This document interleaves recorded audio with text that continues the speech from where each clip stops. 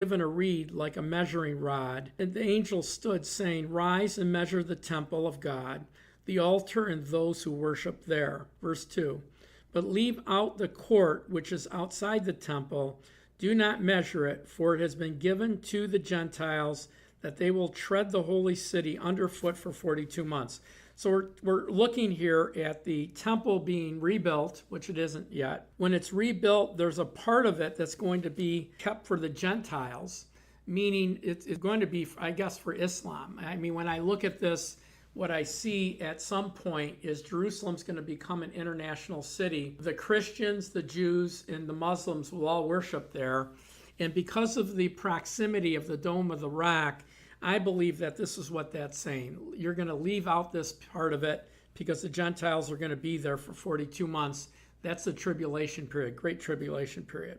Verse 3, and I will give power to my 2 witnesses, and they will prophesy for 1,260 days, clothed in sackcloth. These are 2 olive trees and are 2 lampstands standing before God in the earth. If anyone wants to harm them, fire will proceed from their mouth and devour their enemy. And if anyone wants to harm them, he must be killed in this manner. Verse 6. These have power to shut the heavens so there's no rain that falls during their prophecies. They have power over the waters to turn them into blood and to strike the earth with all plagues as often as they desire. Now this is, I believe, it's Moses and Elijah. And here's why. Number one, when you look in Malachi chapter 4, the Bible tells us that Elijah is going to come before the second coming. In Matthew 16, Jesus is speaking, and it's called the Mount of Transfiguration. When he's transfigured, he sees Moses and Elijah. Elijah was raptured from the earth. Moses and Jude, Satan protected the body, the dead body of Moses. There's plenty of things going on here. Plus, when you look at their power, Elijah called down fire from heaven. Moses changed the Nile into blood. And so these 2 witnesses, Old Testament witnesses, while the Antichrist is in the temple, proclaiming himself to be God and Messiah, and is operating in Jerusalem, these 2 guys are there to be a thorn in his side. They're there to make chaos, to come against him, to tell the people of Israel, the Jews that I believe will be converted to Christianity, and the Christians, keep going, guys. We're here. We're a sign that we're here. If we continue to read on in verse 7, it says, when they finish their testimony, the beast which ascended out of bottomless pit will make war against them. That's the false prophet. Overcome them and kill them. Their dead bodies will lie in the streets of the great city, which is spiritually called Sodom and Egypt, where our Lord was crucified. So this is clearly Jerusalem. It's called Babylon. It's called Sodom.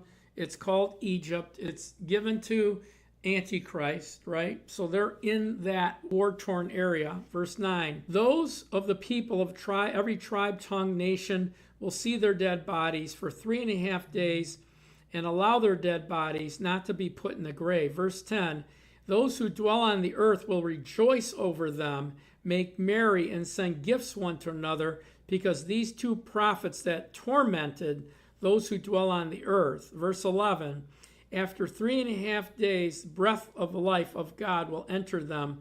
They will stand on their feet. Great fear will fall on all those that saw them. They heard a loud voice come from heaven, saying to them, come up here. And they ascended to heaven in a cloud, and their enemies saw this.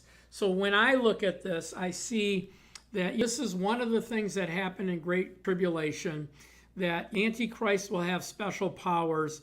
Satan will be cast down to the earth and give his power, his throne, and his authority to his son Antichrist. Jesus and God are opening seals and trumpets and bowls and pouring judgment on the earth. So this is just one more thing that God sets in the earth. So at this terrible time on earth, this time where it's never been like that on earth, with the carnage, destruction, disasters, both natural and supernatural, that God gives us signs. And this is a sign. These 2 guys that died 2,500 years ago or more are on the earth preaching and teaching. I believe that our rapture and our resurrection coincides with this. And that's our message for today. Thanks for watching. Please share, follow, like, and make a comment. It helps us in our algorithms with social media. It also lets us know you're there, right? We'll see 1,000 views. We don't know who's watching. So help us. And then secondly, pray about becoming a partner with us. We do this. It's our heart. It's our mission to teach God's unchanging. We don't edit the word, modify the word, or change the word.